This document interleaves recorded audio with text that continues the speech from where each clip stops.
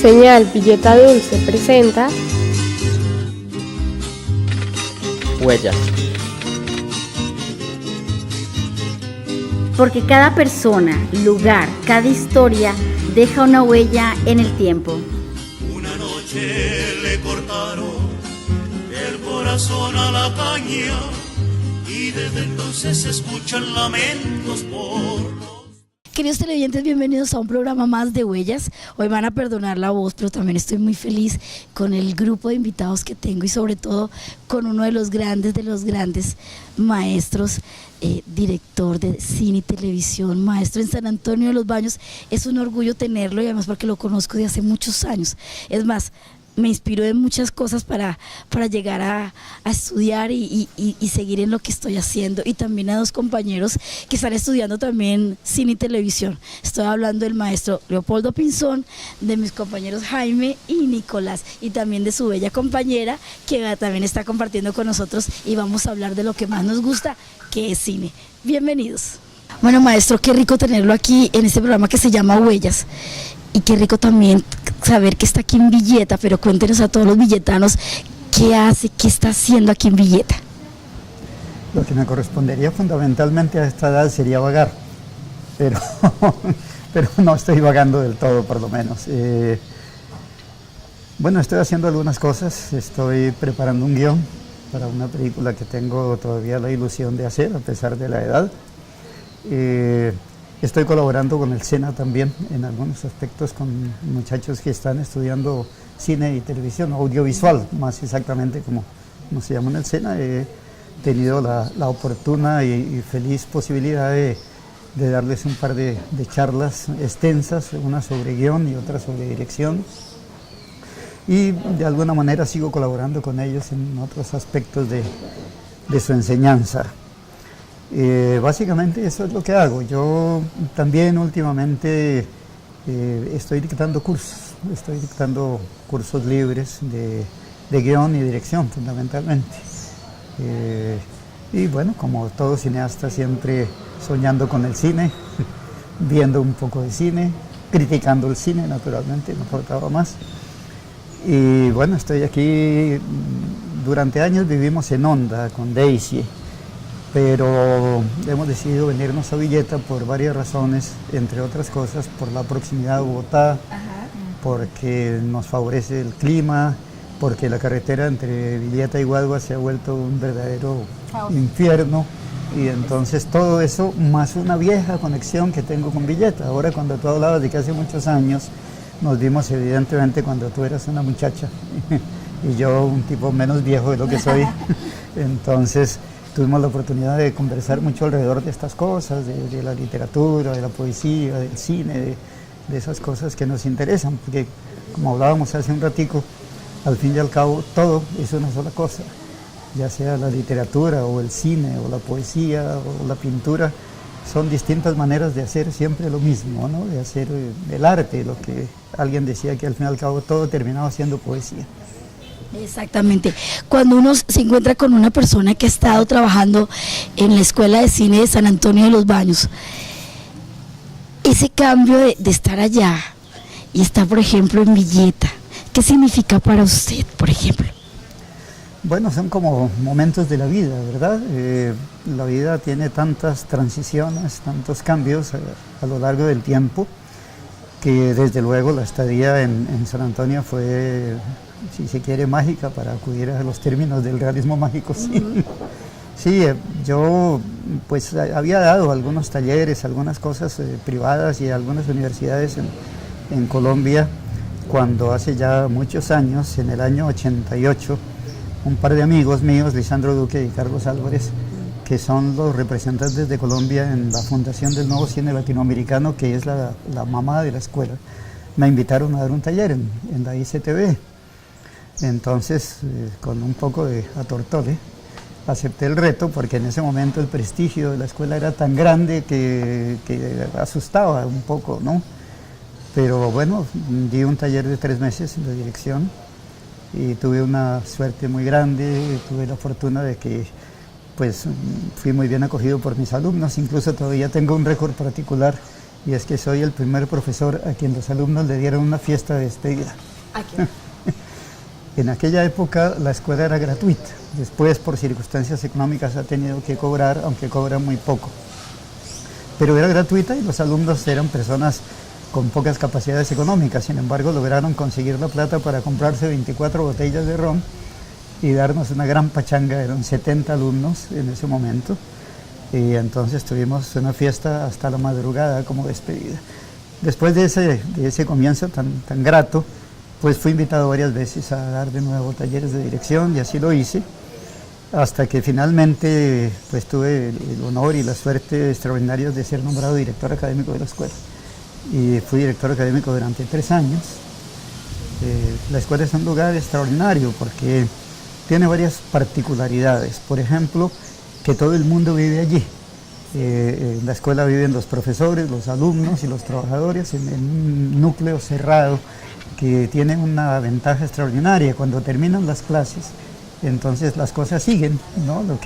La famosa enseñanza peripatética, si la gente sigue hablando en los corredores, en el comedor. La escuela tiene, por ejemplo, un bar que está abierto 24 horas, de manera que tú te puedes ir a tomar una cerveza con tu alumno a las 2 de la mañana si quieres, y sin que eso infrinja normas de ninguna clase. La escuela es sumamente libre, es un lugar sin prejuicios, no tiene prejuicios sexuales, no tiene prejuicios raciales, no tiene prejuicios de ningún sociales ni religiosos. Entonces, eso hace que sea un mundo tan particular, y la convivencia permanente entre los profesores y los alumnos y los trabajadores hace que, digamos, se agreguen una serie de valores universales al estudiante, ¿no? Me acuerdo que uno de los muchachos que estudiaba allá nos decía, es que para cambiar de país uno cambia de cuarto. Y es cierto, porque más o menos hay alumnos de unos 23 a 25 países del mundo y profesores de unos 25 países del mundo también. Por la escuela desfilan fácilmente unos 250 profesores al año, que no son profesores, digamos, el profesor entendido académicamente, en la escuela es escaso. Hay una serie de cursos de humanidades en las que hay profesores que son más o menos los típicos profesores universitarios, pero todas las materias que se dan en la escuela son impartidas por profesionales del cine que sacan tiempo libre para ir a enseñar. Por ejemplo, como citabas tú ahora, pues Francis Ford Coppola, por ejemplo. Son cineastas activos. Son cineastas activos que van a comunicar su experiencia viva a la escuela. Entonces eso también le da a la enseñanza unas características muy particulares, y fuera de eso, digamos, lo esencial del conocimiento está en la práctica, ¿no? Estos profesores que son cineastas, entonces enseñan su teoría, pero inmediatamente la traducen a la práctica. Entonces allí se está empezando a filmar desde que se llega hasta que se va. Exactamente. Bueno, y aquí también tenemos estos jóvenes. Jaime, usted que está iniciando, ¿qué lo motivó? ¿Qué le enamoró? Porque es que esto del cine es un enamoramiento continuo que no se acaba jamás. No, profe, pues a mí me motivó fue desde muy pequeño, ¿no? Pues uno al momento de ver la televisión, pues a esa edad tan pequeña uno dice, pero ¿cómo hacen eso? Entonces, y también el cine, muchas películas también me la pasaba viendo como muy pequeño. Pues no, profe, yo quisiera preguntarle, ¿usted en verdad conoció a Francis Coppola? No, yo no estuve cuando estuvo Ford Coppola en la escuela. Estuve cuando fue, por ejemplo, Steven Spielberg y cuando fueron muchísimos otros maestros, porque la escuela está constantemente rotándose, y no solamente de los grandes directores. Hubo muchos, digamos, no sé, directores de cine español que se conocen poco y que sin embargo son grandes maestros del cine, menos conocidos que Coppola o que Spielberg, o profesores del mundo entero, pero además no solamente directores, ¿no? Van directores de fotografía, editores, guionistas importantísimos. Entonces conocí muchos cineastas muy importantes del mundo. A Ford Coppola no, sí sé, por ejemplo, estuvo hace unos 4 meses, en este momento estuvo en la escuela, yo lo supe porque yo pues mantengo comunicación con la escuela, y él hace lo que ha hecho siempre. Él llega en su avión privado, él tiene una fábrica de vinos en California, los vinos Coppola, Entonces él llega y en cada una de las mesas del restaurante, que es un restaurante donde comemos todos, o comen todos, pues profesores, estudiantes y alumnos, en cada mesa él pone una botella de su vino Coppola y después consigue una gran olla en la que prepara las pastas para toda la escuela. Toda la escuela, cuando Coppola va una vez, toda la escuela come de las pastas preparadas por él, ¿no? Después hace un taller de guión fundamentalmente, de una semana de duración, en las que pone a los alumnos a trabajar 24 horas diarias para hacer un pre-guión del largometraje. Eso es más o menos lo que hace Coppola cuando va. Pero sí, conocí muchos directores importantísimos. Todos los grandes cineastas del mundo van a la escuela porque se identifican con la manera de enseñar de la escuela y porque se identifican con algo que es tan particular, que es esa libertad. La libertad que existe en la escuela, ¿no? Como te digo, allí no hay restricción de ningún género. Entonces, generalmente la gente que va es gente que tiene ciertas vinculaciones ideológicas con la izquierda, porque suele ocurrir que por alguna razón los grandes directores y los grandes guionistas tienden a torcerse un poco hacia la izquierda, ¿no? Pero no porque la escuela imponga ningún tipo de restricción, pero a ellos les gusta la escuela porque desde su formación la escuela pensó que el cine tiene la posibilidad de ser arte, ¿sí? No solamente, digamos, un medio de entretención, sino un medio de transformación de los seres humanos, de enriquecimiento de los seres humanos, ¿no? De elevación de su gusto estético, por ejemplo, de entender que el cine incluye un compromiso moral con el espectador y no solamente un pasatiempo. Entonces, como la escuela se creó con esos parámetros, entonces a los directores de cine que les gusta hacer ese tipo de cine y a los cineastas que les gusta hacer ese tipo de cine, pues van a la escuela a enseñar. ¿Y Sofía Coppola no ha ido allá también? No, que yo sepa no, que yo sepa no. Tan curioso. No, sí han ido muchas actrices, pero Sofía Coppola no recuerdo, bueno, ella es directora, sí. Muy bien, pero quiero decir que no, hablando de mujeres, digamos, no recuerdo que haya ido Sofía Coppola. Lo que pasa es que yo soy muy malo para los nombres, me cuesta mucho trabajo citar los nombres de la gente, la verdad sea dicha, y por eso pues cuando hablo, por ejemplo, de Fernando León de la Noa, que es un gran cineasta español. O de Michael Radford, el director de El Postino, del arquero, del cartero. Y otros que son realmente grandes profesores, especialistas, por ejemplo, no recuerdo en este momento de este maestro inglés que es especialista en Orson Welles, que es el especialista número 1 del mundo en Orson Welles, que lo conoce profundamente, conoce su cine, incluso las películas que Welles no alcanzó a editar y que finalmente se hicieron. Entonces va este tipo de gente, ¿no? Que es sumamente valiosa, muy enriquecedora. Profe, hoy en día, ¿cómo ve a los estudiantes de cine en manera de guión? ¿A cuáles te refieres? Pues, ¿cómo están hoy en día ellos pues al momento de crear un guión, prácticamente para un largometraje? ¿Tú hablas de la escuela? Sí, o en general, los estudiantes que usted conoció, pues acá también. Claro. Bueno, mira, yo trabajo sobre todo, y lo que más me ha gustado siempre es trabajar con la gente nueva, ¿no es cierto? Digamos, donde me siento más en mi ambiente es con las personas que están empezando a hacer, porque me gusta también empezar a trabajar desde el principio, ¿no? En ese sentido, por ejemplo, aquí en Villeta con los muchachos del SENA me he sentido muy bien, porque me parece que han entendido profundamente, digamos, la enorme responsabilidad que significa crear un guión, ¿no es cierto? Lo que es tratar de crear un personaje, tratar de crear una estructura dramática, la necesidad que tienen, y que para la gente joven es difícil con frecuencia, entender que para modificar un lenguaje hay que conocerlo primero, ¿no? Que uno puede llegar a transformar completamente un lenguaje, ya sea el literario, el poético o el cinematográfico, puede llegar a transformarlo, pero solamente a condición de conocerlo profundamente. A veces uno tiene la tendencia juvenil de sentir que las cosas están dichas y que cansan y que hay que transformarlas. Y está bien, es muy posible que sea cierto eso, pero para transformarlas hay que penetrar en ellas, conocerlas profundamente. Yo siempre cito en la literatura el caso de Joyce, porque James Joyce, cuya novela Ulises fue considerada la mejor novela del siglo XX por un gran grupo de escritores, el tipo escribió inicialmente cuentos y cosas en las que tú no notabas lo que venía, digamos, ¿no? Después entonces publicó Ulises y después publicó otra novela en la que le dio la vuelta por completo al idioma inglés, la transformó, incluso creó nuevas formas gramaticales y sintácticas, hizo una revolución del idioma, pero a través de haberlo conocido profundamente. Y entonces me gusta mucho cuando hablo con los muchachos que están empezando este tipo de cosas, ¿no? Y poder hablar después, por ejemplo, de cómo se crea un personaje, cuál es la dificultad y la manera como un personaje puede llegar a ser verdaderamente creíble, a ser un ser humano, cómo tú puedes partir de una idea y convertir esa idea en un ser humano perfectamente creíble y tangible, ¿no? En todos los aspectos físicos y psicológicos, en todo lo que un ser humano es.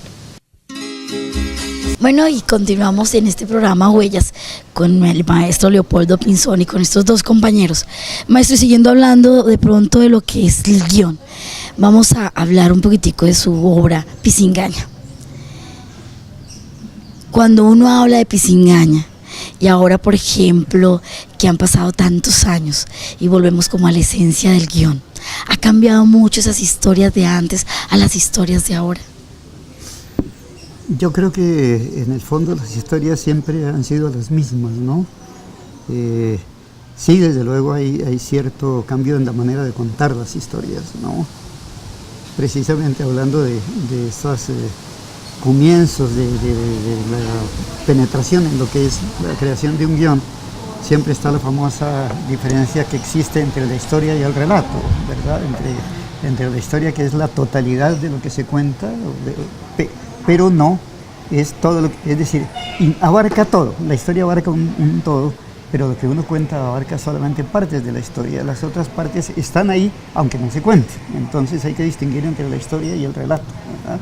Entonces las historias siguen siendo eso, las historias de los seres humanos, de sus padeceres, de sus amores, de sus amarguras, de la sinrazón de la vida, de la angustia ante la muerte, del por qué carajo estamos aquí, etcétera. Pero a veces la manera de contar la historia sí puede cambiar un poco. Pero no pienso que sea exactamente como una especie de novedad. Lo que pasa es que en cada ser humano, en cada creador en particular, habita un universo propio, ¿no? Y entonces lo importante es poder sacar ese universo secreto, digamos, que vive en uno y poder expresarse de la manera como uno como individuo se expresa. No hay sino un solo García Márquez, ¿no? No hay sino un solo Borges, ¿no? O un solo Cervantes, ¿verdad? Y es porque en cada uno de nosotros habita ese universo individual, creador, que uno puede, si tiene las facultades que la naturaleza le quiso dar, entonces uno puede, si se esfuerza en hacerlo, si lucha por hacerlo, puede sacar todo lo que hay internamente de uno y al volcarlo en el cine o en la literatura, pues entonces tendrá una voz que es única, la voz de uno, ¿no? Eso, en el fondo, bueno, sí, desde luego, cuando uno piensa en un Kafka, por ejemplo, que fue capaz de introducir en la novela unos elementos que antes eran desconocidos, como el absurdo, hasta dónde ha llevado el absurdo, aunque estoy diciendo mentiras porque antes de Kafka también hubo otros que trabajaron el absurdo de otro modo, pero digamos, cuando uno ve cómo surgen de pronto unas nuevas maneras de relatar, lo que pasa es que son las nuevas personas que están haciendo su propia manera de contar la historia. Lo que sea, aunque lo repita, ¿no? Pienso que en cada uno de nosotros existe una posibilidad específica que es única, que es particular y que lo importante es poder desarrollarla. Claro, por ejemplo, en el montaje tenemos nuevas maneras de montar, ¿no? Ciertos cortes que antes eran inimaginables ahora son comunes y corrientes, ¿no? La elipsis se maneja de una manera que tal vez antes no se sentía capaz de manejar. El plano secuencia ha ganado mucho últimamente en el montaje, en la narración, quiero decir. Pero en el fondo son variedades de algo que esencialmente sigue siendo lo mismo. Bueno, y tengo aquí a Nicolás también. Nicolás, usted, por ejemplo, ¿qué lo enamoró? ¿Qué dijo? Voy a estudiar cine, y al escuchar al maestro, ¿qué le gustaría preguntarle a él? Bueno, pues a mí inicialmente me gusta mucho el diseño gráfico y pues la verdad decidí estudiar en el SENA lo que es medios audiovisuales y desde ahí empecé pues esta bonita carrera que es pues lo que es el cine, los medios. Me gusta mucho la edición y me gustaría saber cómo era la edición antes, ¿no? Pues ahorita es fácil, ¿sí? Pues fácil en el sentido en que ya tenemos todo a la mano, ¿no? Pero contando tras de cámara pues se veía que era algo muy complejo, era complicado, era mucho tiempo. Entonces me gustaría saber cómo era Sí, la claro, edición antes. Evidentemente, bueno, yo siempre he sostenido que la edición comienza en la cabeza del director, ¿no? Por lo menos en quienes creemos en el guión técnico. Sabemos que hay directores que utilizan el guión de una manera como una referencia más que otra cosa, pero también hay una gran escuela de directores que creen el guión técnico en un guión técnico minucioso, escrito plano a plano. Entonces, ese tipo de directores a los cuales yo trato de pertenecer, está imaginándose la película mientras está haciendo el guión, o si está viendo el guión de otro mientras está haciendo su guión técnico, él empieza a tener la película aquí en la cabeza plano por plano, ¿verdad? Entonces ya creo que era Bergman el que decía que se parecía más o menos como a escribir la partitura, y que después la dirección consistía solamente como en dirigir la orquesta, ¿no? Entonces de alguna manera el montaje está implícito ya en eso. Y desde luego, si un director no sabe qué plano hay antes del que está filmando y qué plano hay después del que está filmando, está loco, de manera que tiene que saber de antemano cómo es. Tú sabes, por ejemplo, que el orden del rodaje es completamente ilógico, ¿no? Absurdo completamente, que uno puede filmar la primera y la última escena si ocurren en la misma casa, la filma en un día uno y el día siguiente otro, y sin embargo, es decir, esa dislocación absoluta del tiempo hace que tú como director tengas que estar muy concentrado en la unidad general que tiene la película y en lo que viene antes y después de cada una de las cosas. Entonces, de alguna manera ya tienes el montaje previo desde el guión y después en la dirección. Sin embargo, antes, cuando todo esto pasaba, pues lo primero que había que hacer era esperar que la película fuera y volviera. Nosotros en Colombia no teníamos laboratorios de cine, entonces teníamos que mandar a los Estados Unidos o a Venezuela, donde había un buen laboratorio, mandar lo que filmábamos sin saber lo que había ahí, porque resulta que, digamos, en las primeras épocas cuando hice, por ejemplo, La Abuela, que fue la primera película que yo hice, no teníamos ninguna manera de saber lo que estaba pasando, solamente ensayábamos, mirábamos en el visor de la cámara para ver cómo iba a ser el plano, cómo quedaba, y después era el operador de cámara quien sabía si el plano quedaba bien o mal, si estaba enfocado o no estaba enfocado, uno no lo sabía, entonces era un misterio para uno y tocaba esperar a que la película fuera, procesara y volvieran los roches, los copiones, para poderlos proyectar en una sala de cine y darse cuenta de qué había quedado. Si lo habías embarrado era muy difícil corregir, ¿no? Entonces ese era el primer problema. Después había que esperar a que un trabajador específico, que era el editor sincrónico de la película, recibiera todo el material positivo de la película y se hiciera una transferencia del sonido que normalmente se grababa en un cuarto de pulgada. Había que transferirlo a un sonido magnético perforado de 35 milímetros, perforado para que en la moviola, sabes que la moviola era un aparato donde había unos platos a los lados, ¿no? Y aquí había un lente que daba una pantalla donde tú veías lo que hacías. Entonces, para poder sincronizar la imagen y el sonido, entonces el montador sincrónico lo primero que hacía era que, aprovechando la claqueta, igualaba el sonido y la imagen y iba cortando y poniendo en orden los planos sin cortar ni un fotograma de los planos, simplemente ordenándolos. Entonces ya cuando estaba eso listo, tú llegabas a editar.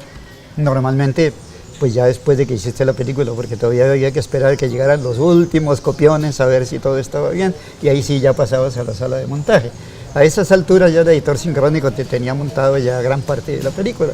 Entonces ahí tú llegabas a la moviola, ponías el sonido aquí, la imagen aquí, ¿no es cierto? Sincronizabas por unas señales hechas en lápices de cera, entonces, porque ya le habían quitado la claqueta, entonces con lápices de cera tú sincronizabas la película y hecho para arriba y hecho para abajo, mirando y mirando. Entonces cuando llegabas a decir el punto de corte, con un lápiz de cera marcabas el fotograma en el que ibas a cortar y marcabas el fotograma de sonido también en el que ibas a cortar, era obligatorio. Entonces había unas cortadoras, unas máquinas, entonces tú ponías ahí tu película en el fotograma indicado, con una cuchilla cortabas, ¿no es cierto? desechabas el resto y lo que venía, el plano que venía enseguida, lo ponías ahí y con cinta pegante pegabas la película y cortabas otra vez. Y en el sonido tenías que hacer lo mismo, hacías el corte transversal del sonido, lo pegabas con cinta también y ahí seguías hacia adelante. Normalmente cuando tú ibas ordenando los planos, lo que hacías es que lo que ya tenías elegido, había unas canastas con unas puntillas. Entonces tú normalmente ponías los planos en orden, lo colgabas aquí, el plano 1, el plano 2 aquí, el plano 3, el plano 4, el plano 5. Entonces cuando ya tenías un poco de planos ahí, entonces volvías a la moviola y ordenabas otra vez esos planos ya. Entonces era un trabajo larguísimo, ¿no? Y era apasionante, desde luego, porque editar como tú lo estás haciendo ahora en digital, pues sigue siendo igual de apasionante, solo que aquello era un trabajo físico mucho más enredado, ¿no? Y si se le perdía a uno un plano era la locura, uno no sabía entre tantas vainas que había por ahí dónde estaba el plano que se le había perdido a uno. Pero generalmente ya con la práctica se hacía un poco menos grave y uno iba, pero se demoraba mucho tiempo. Era un trabajo de meses enteros editar una película. Porque, digamos, yo creo que Pisingaña tiene unos 850 planos, si no estoy equivocado. Entonces, pues editar, sincronizar y afinar el montaje, porque al principio tú editas un poco burdamente, ¿no? Y después entonces ya vas afinando los cortes entre plano y plano. Cuando querías hacer una disolvencia o algo hay que marcar en la película, porque obviamente pues no tenías manera de hacer una disolvencia, había que indicarle al laboratorio a donde iba la película que ahí iba una disolvencia de tantos fotogramas, ¿no? De 1 segundo, 2 segundos, 3 segundos, tenías que marcar una línea así con lápiz de cera, de dónde a dónde debía ir la disolvencia, etcétera, etcétera. Ha sido un trabajo bastante complicado. Y si quería reencuadrar un plano, por ejemplo, porque se había aparecido un micrófono, un pedacito de micrófono por ahí, algunas de tantas cosas que suelen ocurrir, entonces también había que hacer la indicación para el laboratorio para que en la truca se hiciera el reencuadre del plano. Y ahora tú lo tomas en tu digital y vas allá a la pantallita y lo corres y ya quedó editado el plano. Ya queda arreglado. Ya quedó arreglado. En esa época era toda una tarea muy artesanal, sí, era muy artesanal, muy linda, yo disfrutaba muchísimo, yo me metía a editar desde por la mañana hasta por la noche, se me olvidaba del mundo, ¿no? Uno apagaba la luz y edité, mirando en su pantallita y dele para arriba y para abajo, sí, era fabuloso. Después con el sonido, por ejemplo, era también muy complejo. Hoy sigue siendo complejo, pero desde luego todo lo puedes hacer en tu computador. En cambio allí cada banda sonora, digamos la banda de diálogos, era una pista específica, ¿no? Y la banda de efectos, o las bandas de efectos, que podían ser 5, 6 o 7 bandas de efectos, pues tú tenías que sincronizarlas banda por banda. Hay un momento en el que tú tenías, por ejemplo, 1 o 2 bandas de diálogos, porque podía haber doblajes, por ejemplo, que también estaban allí incluidos, y podías tener, no sé, 6 o 7 bandas de efectos sonoros, más las bandas de la música, que podrían ser 2 o 3 o 4. Había un momento en que tú podías tener, no sé, 20 bandas de sonido que habías editado una por una. Entonces después iba al laboratorio de mezcla, donde ya sí tenían los aparatos, donde montaban todas esas maldingas bandas para la mezcla. Entonces ya la mezcla se hacía así, en una consola de gran tamaño, eso sigue haciéndose, pero todo basado en la película física, pues, es decir, una cantidad de pies de magnético de 35 milímetros, eran toneladas las que se gastaban de eso hasta poder llegar a la mezcla final.